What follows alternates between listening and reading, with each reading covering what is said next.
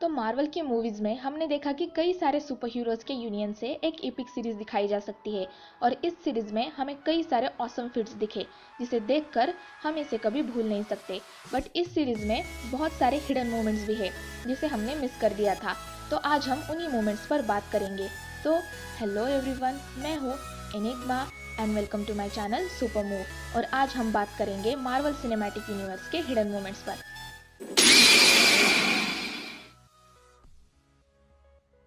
Number 10। तो Marvel के animated movies में हमने स्पाइडरमैन के कई सारे वर्जन्स को देखा है जिसमें ग्वेन भी शामिल थी। अब अगर मैं कहूँ कि मार्वल स्टूडियोज की एक मूवी में ग्वेन है तो क्या आप मानेंगे? नहीं ना, बट ऐसा ही है। एवेंजर्स एंड गेम में टोनी के स्नैप के बाद जब सब अपने रास्ते लौट जाते हैं, जिसमें पीटर जब अपने फ्रेंड से हाथ मिला रहा होता है तो पीटर के पीछे हम इस लड़की को देखते हैं जिसने पिंक कलर का बैग लिया हुआ है और इसके स्कर्ट को ध्यान से देखें तो इस पे वेब का डिजाइन बना हुआ है। तो ये एक रेफरेंस हो सकता है ग्वेन का, जिसे शायद स्पाइडरमैन 3 में दिखाया जाए।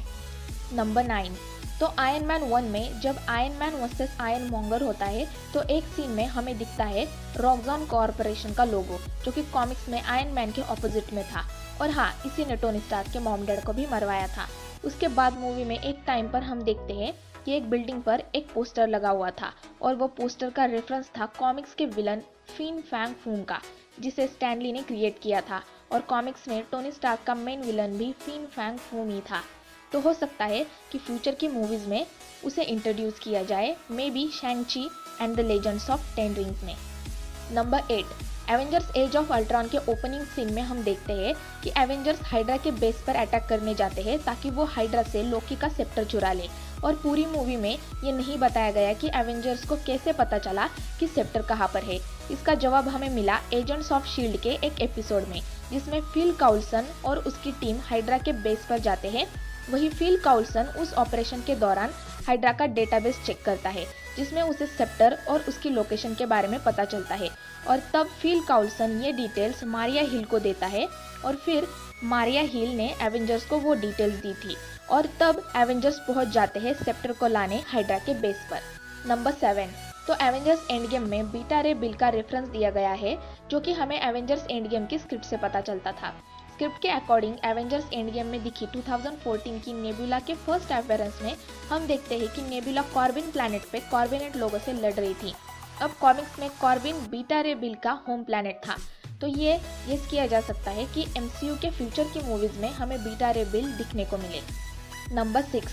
तो मार्वल सिनेमैटिक यूनिवर्स ने जब अपने मूवीज के रियल टाइमलाइन को रिवील किया था तब एक इंटरेस्टिंग बात ये सामने आई थी कि आयरन मैन 2, थॉर 1 और द इनक्रेडिबल हल्क के इवेंट्स एक साथ यानी एक ही वीक में हो रहे थे। यानी कि ये तीनों मूवीज में जो कुछ भी हुआ था वो एक साथ एक ही वीक में हुआ था। नंबर 5। तो कैप्टन अमेरिका सिविल वॉर के एयरपोर्ट बैटल में जब स्कॉट टोनी और रोडी का पंच खाके गिर जाता है तो वो कहता है does anyone have orange slice, क्योंकि एनर्जी खत्म हो जाने के कारण उसे चक्कर आने लगा था। और उसी के बाद एवेंजर्स एंड गेम में हम देखते हैं कि जब होकाई टाइम ट्रैवल टेस्ट को सक्सेसफुली पूरा करके वापस आता है तो स्कॉट वहाँ ऑरेंज स्लाइस लेके आ जाता है।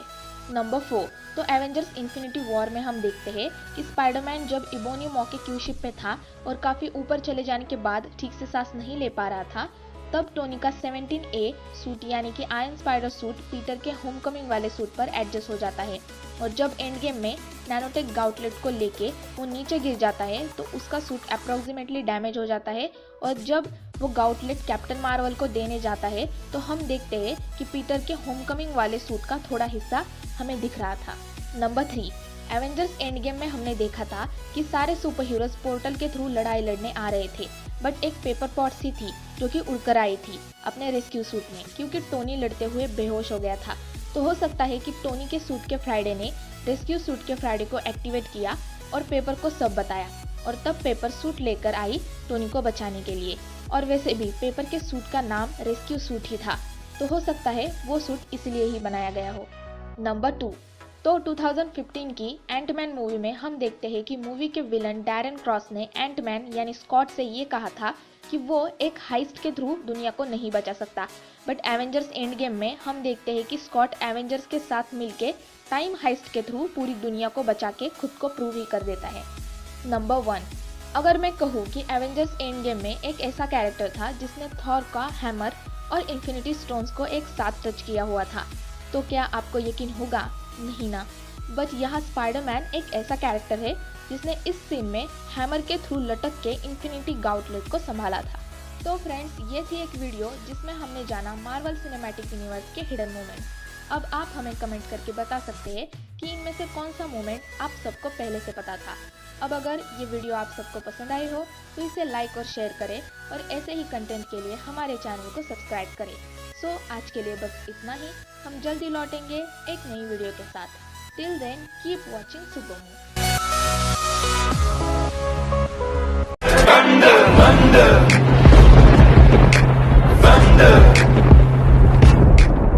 She say, do you love me? I tell her only partly. I only love my bed and my mom.